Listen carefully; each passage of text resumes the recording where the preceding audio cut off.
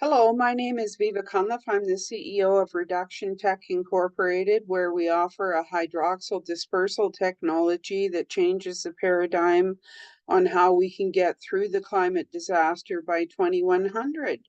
So we just wanted to bring up the subject of the panic buying of direct air capture that has been happening. Obviously, because we're in an emergency, people are going to be making haste to the front running, well advertised technologies. But we see some problems here that we would like to address. There are misleading cost estimates on this technology. The air contactor-based systems are unnecessary in light of a dispersal technology such as ours. There are unwanted long-term chemical residues with these technologies, and they overpromise while under-delivering by targeting only one greenhouse gas at a time. This sends the wrong message about the state of the atmosphere. People thinking that only CO2 is the unwanted actor in the atmosphere. The entire health of the atmosphere is actually quite important. So despite the uh, paradigm we're working with, we are going to include here just that the solution paradigm is a little bit too limited. And this is an excerpt from this website about the range of costs for this type of direct air capture that is the front running group right now. And they vary between $250 and $600 a ton today. So that is very expensive compared to what we can offer. We can scale our technology to $50 a ton at scale. So these are from the World Resources Institute as the front runners.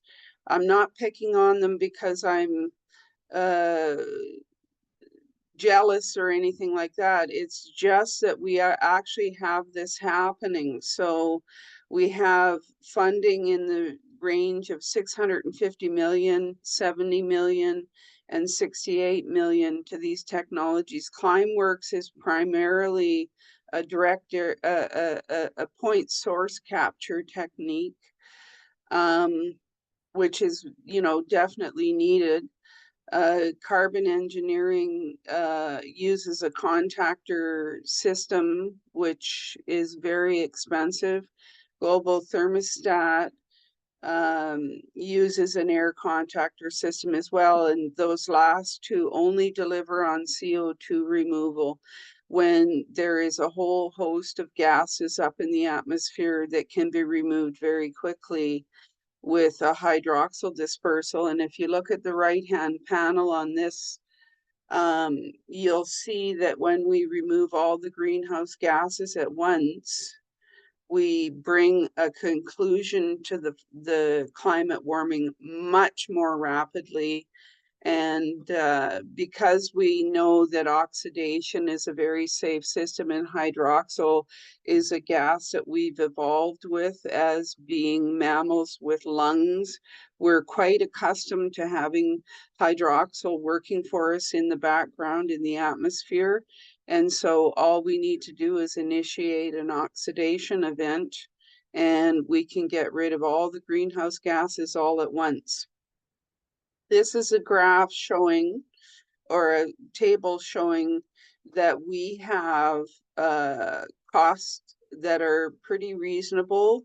A USD equivalent at global scale um, of addressing the global warming problem is $16 billion. So it's not that expensive.